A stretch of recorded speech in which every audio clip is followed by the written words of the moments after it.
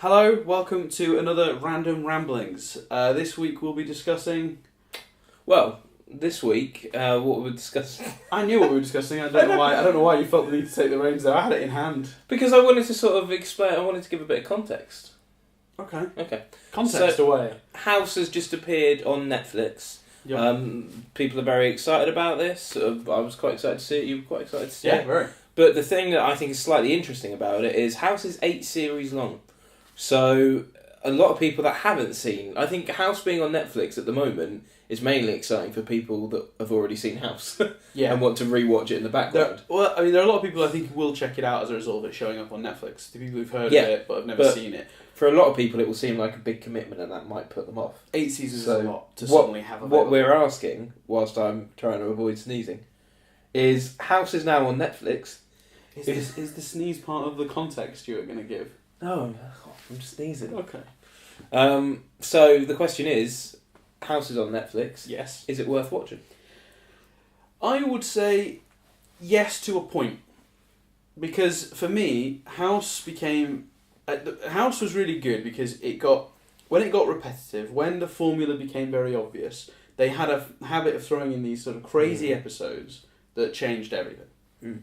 Like, just crazy episodes. Like 3 stories in series 1, when you see 3 stories. Yeah, that are interacting. I mean, the clue is in the title. It is. But like the episodes where there's like a hostage situation or House stuck on a plane. Like there were several episodes that broke the formula so strongly. And what was great about the show is the formula becomes so obvious that when they break it, it's not just amazing. It's like it's just a completely different level of television. And the show had a real good balance of episodes that followed a formula you became familiar with and episodes that didn't. The problem is, at a certain point, the episodes become too predictable that you can't even make up for that anymore with episodes that go off the beaten path.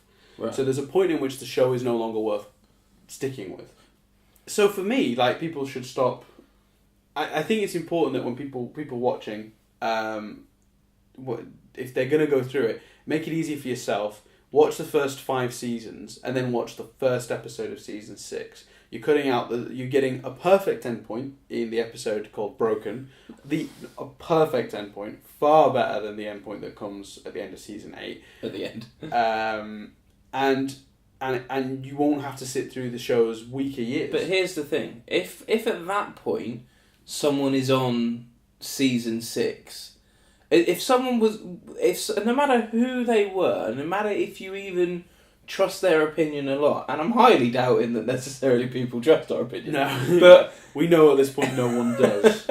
But if someone you trusted were to say to you after that TV movie, which is what the first episode of Series 6 essentially is, stop watching now, would you really have stopped watching?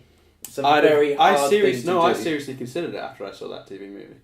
Really? It's that strong of an ending for the show. I promise you. See, having not seen it, it's hard for you to judge, I suppose. Yeah.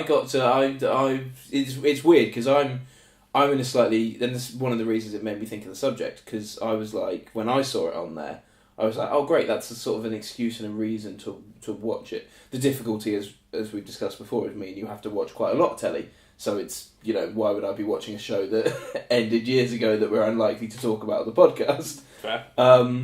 But it's therefore also quite a nice show to just, have on when you don't really want to think too much. And you know what I mean? It is possible that I will get through it because of this, but I was already 3 seasons in.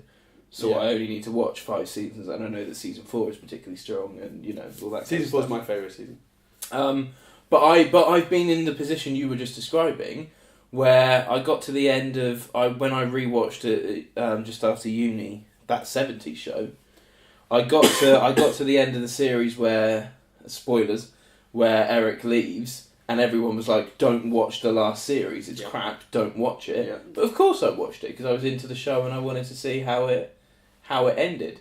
Yeah. I think it's quite hard for people with certain shows. It's not going to. It wouldn't. I don't think it's as hard for House because of how good of an ending Broken is to the show, and if that at that point. I mean, okay, if you're really dedicated, you will carry on. But I think if you're worried about timing, if you're worried about 8 seasons seeming daunting, 5 seasons and a TV movie, which is an hour and a half, which is that first episode, which is Broken, and you're out. So that's a lot less daunting than 8 seasons. I think it's interesting. I think it's worth I think it's worth people watching. Yeah, oh yeah, there's no question there. If you have a Netflix yeah. account, House has now appeared on it all 8 seasons. You owe it to yourself to check out that show if you haven't already. For sure, that's a given. The question here is where do you stop? Yeah, but it's also about not being put off by the fact that it's 8 seasons, because you can stop after 6, or you know, we can stop after 5 and just watch that one TV movie as a finale. Yeah. So you don't have to watch all of season 6, 7, or 8. It's 3 whole seasons down. You don't have to think. But about I remember you enjoyed them. There are good points in those seasons, but what I'm saying is for those who, posing the original question, who feel daunted by 8 seasons, don't worry about it, because you have a good jumping off point there. should you feel that's too much. Yeah, that makes a lot of sense. So that's a good conclusion, Chris. Yeah, it's definitely, in conclusion, definitely worth watching. Don't be daunted. Stop earlier if you want. Which could really apply to any TV show. Not only that, but this is all coming from the mouth of someone who hasn't seen the show past season 3. Maybe we should have rethought this as a subject for the video. No. I think it's an interesting subject. I think it's interesting when Netflix bung all of a show and you know that all of it is on there. Yeah. Because it raises questions for people. Mm. Ooh. So there we go. There we go.